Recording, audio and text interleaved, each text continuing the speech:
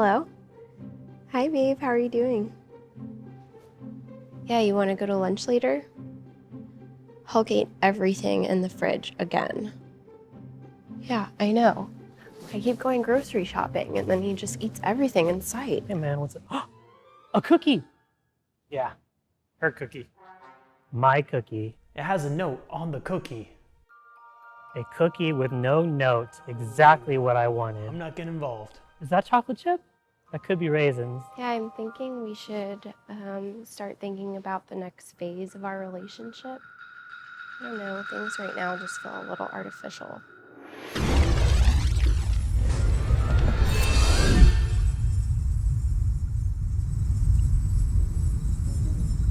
You know what? I think I'll have a salad.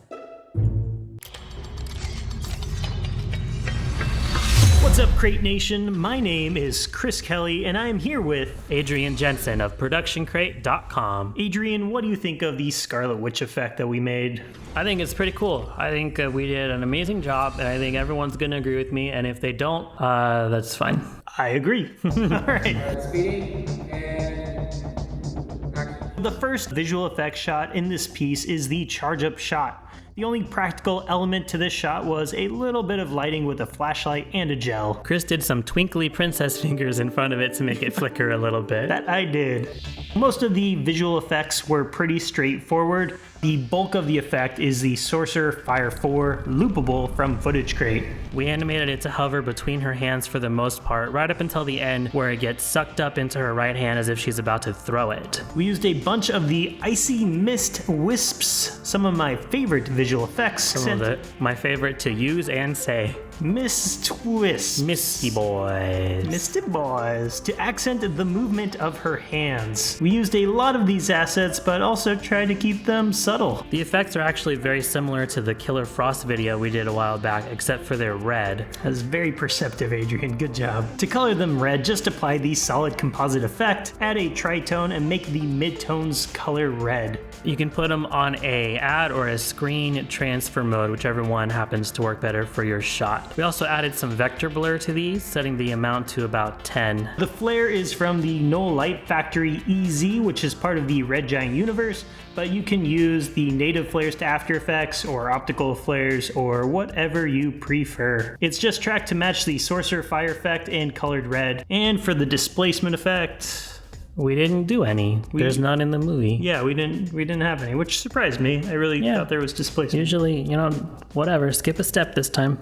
The next shot is the most complex shot in the entire film. Can we call this a film? Sabrina, who plays the Scarlet Witch, did her throwing motion, and we timed the rack focus to move along with that motion. Sabrina holds perfectly still for a beat, so we know that we have a shot with the talent in the camera perfectly static. After that, she does her swing motion before exiting frame so we can get a clean plate. Adrian, our master of arms, enters to pull the knife out.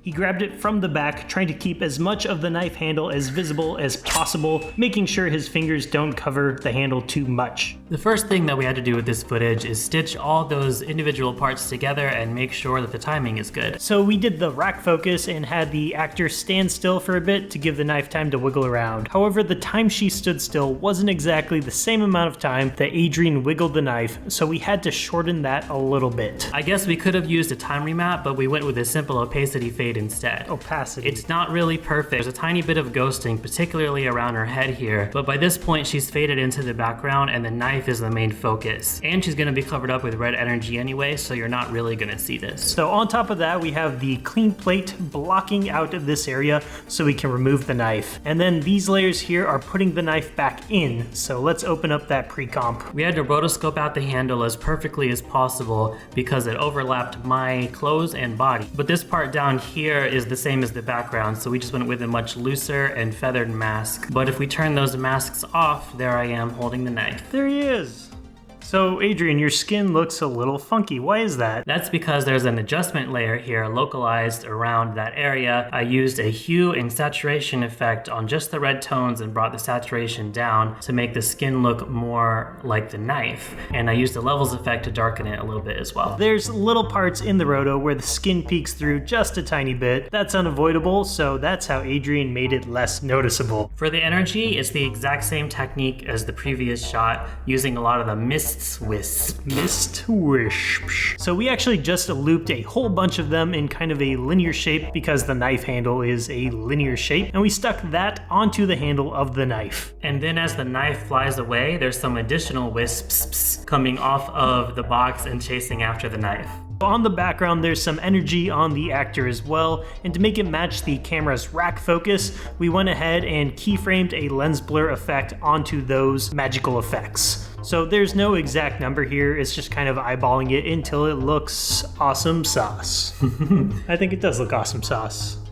For the transition, we shot a few extra whip pan shots and chose the one that looked the best. We also have a locked off shot with me reacting to the knife. To stitch them together, we just moved in the second shot from screen right and turned on motion blur. And you know what? It looks pretty seamless. We took some shots of the knife on some blue paper on an office stool. By spinning it, just letting it come to a stop, we were able to get a natural ease. We keyed that out and placed it into the whip pan shot with some real smart motion blur, some speed change, and some color correction. We actually animated it coming in from screen right, even though it's supposed to be traveling left to right. This is just to simulate the camera panning to catch up with the knife. I also didn't feel like tediously animating the mist elements to match the movement of the knife while it was spinning, so for that part I just used a glow layer style. Did you notice? For this shot, the front hand is pretty out of focus and blurry. Usually if you are trying to track something that is this blurry, Mocha is the way to go. And you know what? Work like a charm. Like a charm.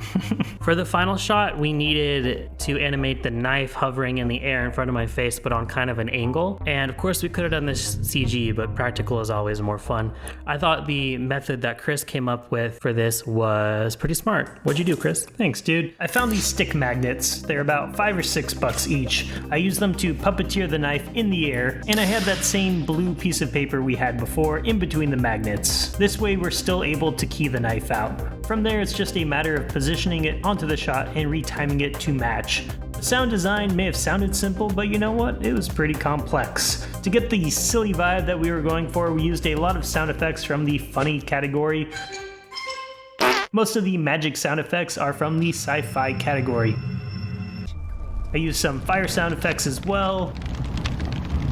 And we also recorded some Foley sound effects for the knife in the wood and the knife hitting the ground. And I think that about does it. So if you have any ideas for effects you'd like to see, please let us know in the comments below. Oh my god, Adrian, look at our subscribers. We're almost there. Are you saying that we've almost reached 26,237 subscribers? That is unbelievable. That is our goal. I can't believe it. We're almost It's there. everybody's goal, really. Come on, man. If you cry, I'm gonna cry. I can't believe we're there. All right, everybody. From the bottom of our hearts, thank you for your support thus far. And remember to make it awesome. ProductionCrate.